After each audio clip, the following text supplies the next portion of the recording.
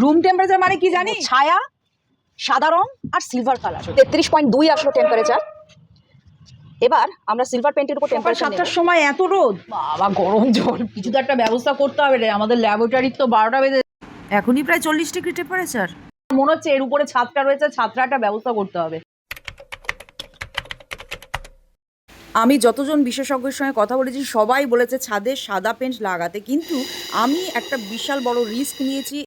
প্রচলিত white paint না silver paint, কে বেশি তাপমাত্রা কমাচ্ছে?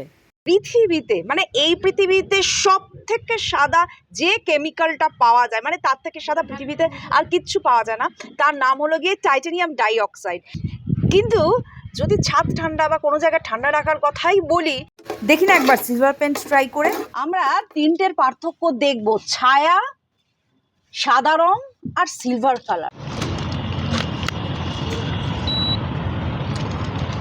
33.2 আসলো টেম্পারেচার। এবার আমরা সিলভার পেন্টের উপর টেম্পারেচার নেব।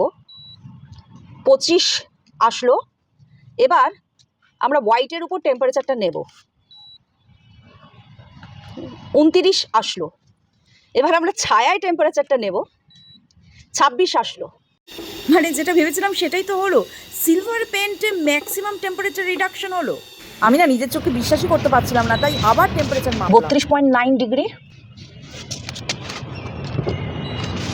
24.7 ডিগ্রি। এতে দেখছি প্রায় 8 ডিগ্রি টেম্পারেচার কমে গেল। এটা পিছনে একটা বিজ্ঞান রয়েছে, সেটা হলো গিয়ে সাদা রং যতটা রেডিয়েশন, মানে সূর্যের রশ্মি যে তিনটে লাইট রয়েছে, ভিজিবল লাইট, ইনফ্রারেড এবং ইউভি রেডিয়েশন, যতটা রিফ্লেক্ট করতে পারে, সিলভার পেন্ট যেটা দেখলাম যে তার থেকে অনেক এফিশিয়েন্টলি ইনফ্রারেড এবং ইউভি রে, এই দুটো রেকে খুব ভালো রিফ্লেক্ট, রেজিন বা পলিমার রয়েছে। ডেফিনেটলি এই সিলভার পেন্ট রিফ্লেকশন ভালো করবে। এতে এমন কিছু পলিমার মেশানো থাকে যেটা ওয়াটার প্রুফিংয়েরও কাজ করে। যদি অ্যাসবেস্টাসের ছাদ হয় তাহলে তো আরো ভালো, সিলভার পেন্ট সেক্ষেত্রে ভালো অপশন। হোয়াইট পেন্টে কিন্তু মাত্র 2 থেকে 3 ডিগ্রি টেম্পারেচার কমছে। এই যে সিলভার পেন্টটা দেওয়া হয়েছে, এতে এতে টেম্পারেচারটা প্রায় 9 ডিগ্রির মতো কমছে, যেটা কিন্তু সাদা পেন্টে হচ্ছে না। লক্ষ্য করে কখনো দেখেছিস যে অনেক জানলায় চকচক করে, মানে আয়নার মতো মনে হয় যেন কিছু রিফ্লেক্ট করছে? দেখেছিস কখনো?